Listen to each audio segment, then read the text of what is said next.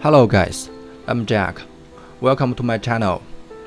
Now I'm at the foot of Guishan Mountain in Heyuan, Guangdong, China. I'm on my way to Xinfengjiang Reservoir. It has another beautiful name, Wanlühu, which means Evergreen Lake. Today, I'm gonna test my new kayak at the reservoir, just on the other side of the mountain. So I will ride over the hill to get to the shore of the lake. It's 7:30 a.m. I just set off. On my left is the Nongfu Spring bottled water factory. The owner of the Nongfu Spring is the wealthiest man in China. The second one is the founder of TikTok. The bottled water factory is so big. All the trucks waiting here are going to this factory. This road is wide, and there are few people around. This is a suburban area. I slept in my van last night, and the parking spot was on a small side road about 1 kilometer away from the trucks. The bike I'm riding is a converted e-bike with a small battery, and the electric range on a flat road is about 25 kilometers. Riding a folding bike uphill is tiring, so I converted my folding bike to an e-bike. If the trip is long, I would hang a small gasoline generator on the back seat. And in my upcoming videos, I will introduce my generator. I don't want to get exhausted before paddling in the water.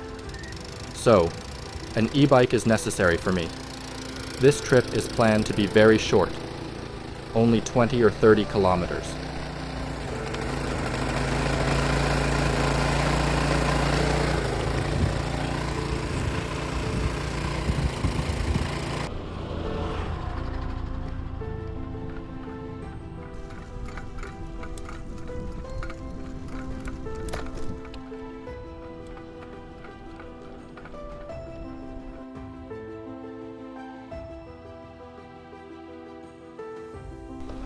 I have been to the lake before. In 2017, my friend and I had a 3-day and 2-night kayaking trip on this lake, and the landing spot is only several kilometers away from here. However, this time, I made a mistake regarding the location. But it's okay. The trip will not be very long. There are many trails leading to the lake along the road, so no need to worry about that. I installed a solar panel on the roof of my van for my daily electricity needs. Due to the weather conditions, the battery wasn't fully charged yesterday. Now, the battery level is about 60%, so I have to set the power assist to a low level. Unfortunately, it ran out of power on my way back, just a few hundred meters before the highest point. So I pushed my bike uphill for a few hundred meters, and then it was downhill all the way back. It was about 5 p.m. when I got back to my van.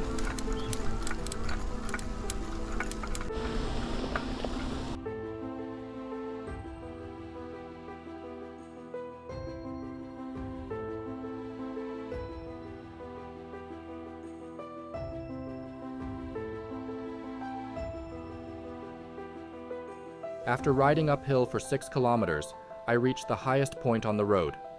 From here, the road is downhill for a long distance. They've built a viewing platform and a restroom.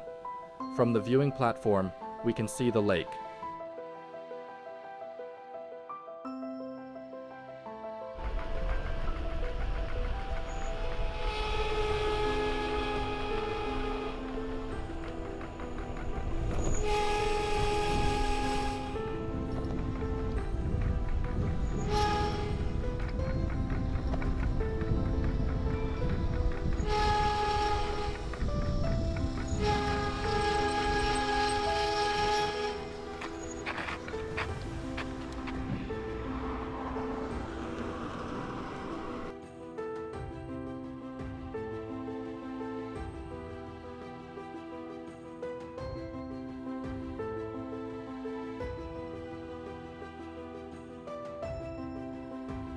After riding about 10 kilometers, I found a path leading to the lake.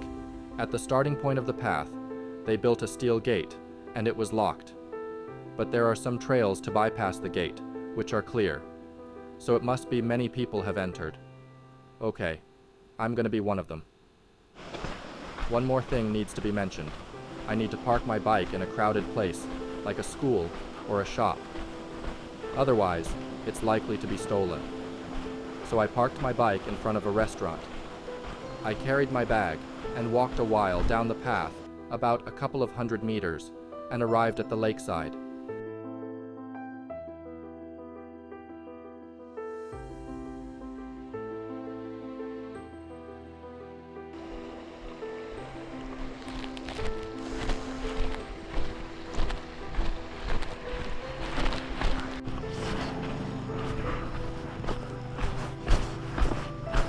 Look at the water.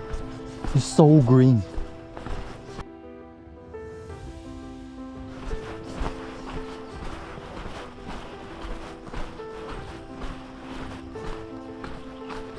There is a boat.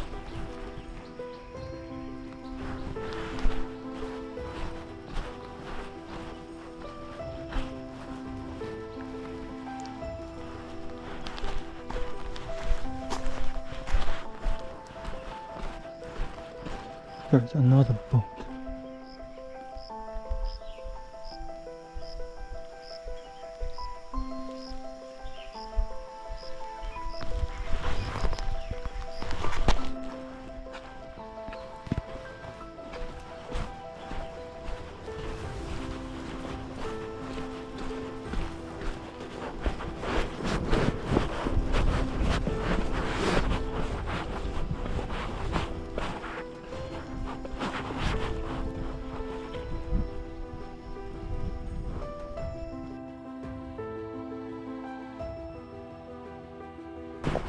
这里还有个垃圾桶。哦，这边下水更方便。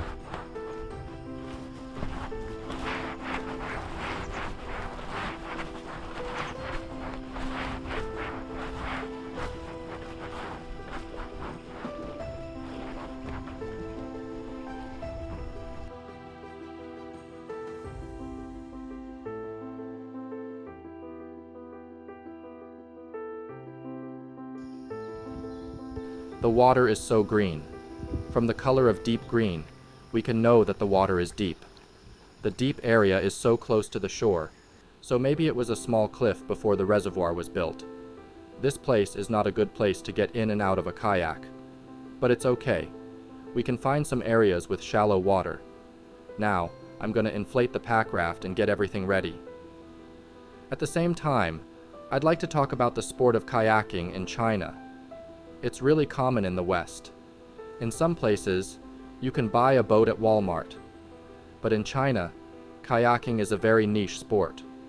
I know there is no risk of kayaking in static or slow water, but it's still more dangerous than cycling. Most Chinese people are conservative in this kind of thing. Next, I'm going to talk about the cost of kayaking in China. Most of the pack rafts are made of TPU. They are costly. The cheapest one in China costs about 2,000 RMB, about $300 US.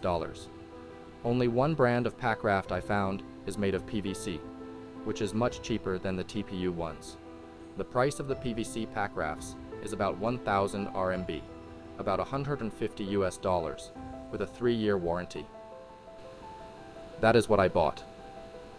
The inflatable boat with the same material is much cheaper than pack raft. I have one that is about the same price as the pack raft, but it's more thick, big, and strong.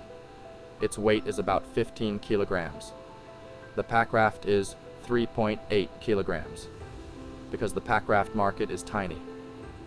And I really need a light boat. Another water sport paddleboard, or it's called SUP stand-up paddleboard, is more popular than pack raft.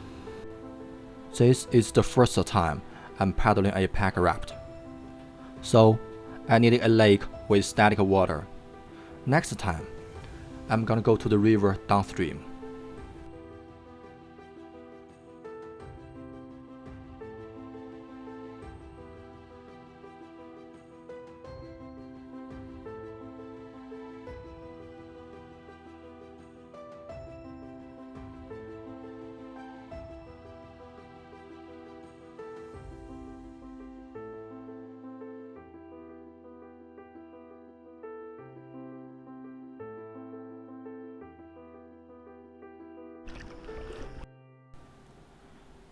Look at the place we get into water.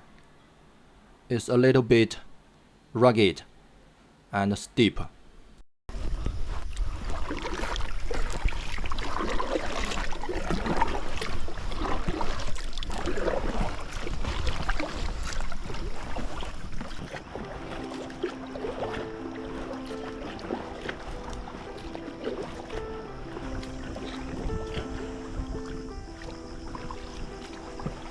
We can see the steps here leading to the water. That is so convenient.